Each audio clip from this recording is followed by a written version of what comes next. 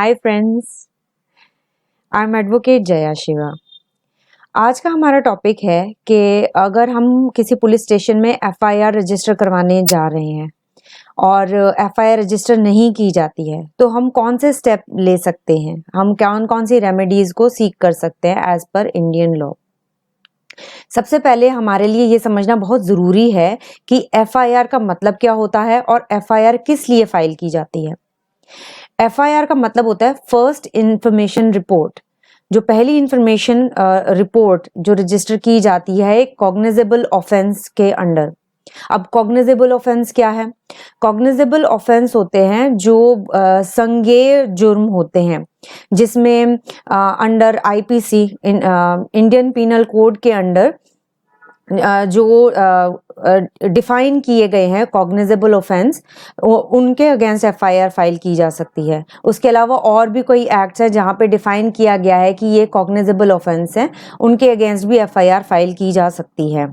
इसके अलावा अगर सपोज कहीं पे ये क्लैरिटी नहीं है कि भाई कहीं पे ये लिखा हुआ नहीं है कि ये संज्ञेय जुर्म है या नहीं है, तो फिर एज अ जनरल रूल हम ये ले सकते हैं कि ऐसे ऑफेंसेस जिनकी सज़ा 3 साल से ऊपर है तो उनको भी हम कॉग्निजेबल ऑफेंस ले सकते हैं। ठीक, हाउएवर हमें रेलेवेंट लॉ को या एक्ट को लेकर ही चलना चाहिए कि इन ऑफेंसेस के अगेंस्ट एफआईआर रजिस्टर हो सकती है या नहीं। और सबसे पहले हमें ये समझना पड़ेगा कि जो हम एफआईआर फाइल करते हैं तो वो जो कंप्लेंट होती है तो वो फॉर एन इंस्टेंस अगर कॉग्निजेबल ऑफेंस है तो इट्स नॉट नेसेसरी कि कंप्लेंट रिटन में ही हो। अगर आप ओरली जाके भी रिपोर्ट करते हैं तो जो पुलिस ऑफिसर है जिसको आप ये रिपोर्ट फाइल करते हैं वो उसको रिटन में अपने आप दर्ज कर सकते हैं, रजिस्टर कर सकते हैं। और कुछ ऐसे सिचुएशंस होते हैं, कुछ ऐसे कैटेगरीज होती हैं केसेस की जिसमें पुलिस ऑफिसर जो है वो प्रिलिमिनरी इंक्वायरी कर सकती है एफआईआर फाइल करने से पहले, जैसे कि मैट्रिमोनियल डिस्प्यूट्स हो गए, फैमिली डिस्प्यूट्स हो गए, कमर्शियल ऑफेंसेस हो गए, मेडिकल नेग्लिजेंस केसेस हो गए, करप्शन केसेस हो गए, या कुछ ऐसे केसेस जिसमें एबनॉर्मल डिले हुआ है, ठीक है, और उनके पास कोई क्लैरिटी नहीं है, कोई वैलिड रीजन नहीं है डिले करने के लिए। तो ऐसी केसेस में जो पुलिस है वो प्रिलिमिनरी इंक्वायरी भी कर सकती है। इसके अलावा और भी कई केसेस हो सकते हैं। इसके अलावा जो एफआईआर है वो आप किसी भी एसएचओ या कोई भी ड्यूटी ऑफिसर जो पुलिस स्टेशन पे प्रेजेंट होता है, पुलिस स्टेशन में जहाँ पे आप एफआईआर रजिस्टर कराने जा रहे हैं, वो इसको रजिस्टर कर सकता है। सो फॉर एन इंस्टेंस अगर एफआईआर रजिस्टर करने से कोई पुलिस ऑफिसर मना कर रहा है और ये जो केस हुआ है, ये जो कॉग्निजेंस है, ये उसी के पुलिस स्टेशन की ज्यूरिसडिक्शन में पड़ता है, तो आप क्या कर सकते हैं, आप उसी पुलिस स्टेशन के सुपरिंटेंडेंट या सीनियर ऑफिसर को कांटेक्ट कर सकते हैं।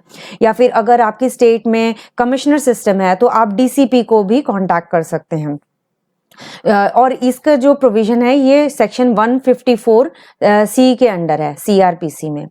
इसके अलावा फॉर एन इंस्टेंस अगर सुपरिंटेंडेंट ऑफ पुलिस या कमिश्नर कंसर्न वो भी कंप्लेंट रजिस्टर करने से मना कर देता है तो आप जुडिशियल मैजिस्ट्रेट या फिर मेट्रोपॉलिटन मैजिस्ट्रेट के पास जा सकते हैं अंडर सेक्शन 156(3) ऑफ सीआरपीसी। और वो भी इस चीज का कॉग्निसेंस लेके डायरेक्ट कर सकता है पुलिस को कि वो एफआईआर रजिस्टर करें। मेट्रोपॉलिटन मैजिस्ट्रेट से भी आपको न्याय नहीं मिलता है और आपके केस के अगेंस्ट एफआईआर रजिस्टर नहीं की जाती है तो आप एक रिवीजन पिटीशन फाइल कर सकते हैं सेशंस कोर्ट के अंडर। सेशंस कोर्ट क्या करेगा? सेशन कोर्ट पुलिस को डायरेक्शंस दे सकता है कि वो एफआईआर करें और जरूरी कार्यवाही करें। इसके अलावा अगर आपको लगता है कि आपको सेशंस कोर्ट्स के भी न्याय नहीं मिला है तो आप सेक्शन 482 सीआरपीसी के अंडर एक पिटीशन फाइल कर सकते हैं हाई कोर्ट के पास जाकर। तो आई होप ये वीडियो आपको हेल्पफुल लगा होगा, आपको समझ में आया होगा प्रोसीजर जो आप फॉलो कर सकते हैं अगर आपकी एफआईआर फाइल नहीं की जाती है कंसर्न पुलिस स्टेशन पर। मैं फिर से दोहरा देती हूँ जस्ट टू मेक श्योर कि आपको समझ में आया हो। सबसे पहले आपको अगर कोई पर्टिकुलर पुलिस ऑफिसर आपकी कंप्लेंट फाइल नहीं करता है तो आपको सुपरिंटेंडेंट ऑफ पुलिस के पास जाना पड़ेगा। अगर सुपरिंटेंडेंट ऑफ पुलिस भी कोई एक्शन नहीं लेता है तो आपको जुडिशियल मैजिस्ट्रेट या मेट्रोपॉलिटन मैजिस्ट्रेट के पास जाना पड़ेगा। अगर मेट्रोपॉलिटन मैजिस्ट्रेट या जुडिशियल मैजिस्ट्रेट के एक्शंस के अगेंस्ट आप कन्विंस नहीं है तो आप सेशन कोर्ट्स के पास जाके पिटीशन फाइल कर सकते हैं, रिवीजन पिटीशन। और अगर सेशन कोर्ट से भी आपको न्याय नहीं मिलता तो आप सेक्शन 482 सीआरपीसी के अंडर जाके हाई कोर्ट पे भी पिटीशन फाइल कर सकते हैं। तो आप प्लीज़ ये वीडियो उन लोगों के साथ शेयर कीजिए जिनको आपको लगता है कि जिनको हेल्प होगी इस वीडियो को देखने के बावजूद के साथ। और इसके अलावा अगर आपके पास कोई भी कमेंट्स हो, कोई सजेशंस हो, कोई क्वेश्चंस हो तो प्लीज़ कमेंट्स कीजिए। और प्लीज़ मेरे चैनल को सब्सक्राइब करना ना भूलें। नोटिफिकेशन जो बेल बटन है उसको प्लीज़ प्रेस कीजिए ताकि आपके पास जो भी नेक्स्ट मेरे वीडियोज़ है वो ज़रूर पहुँचे।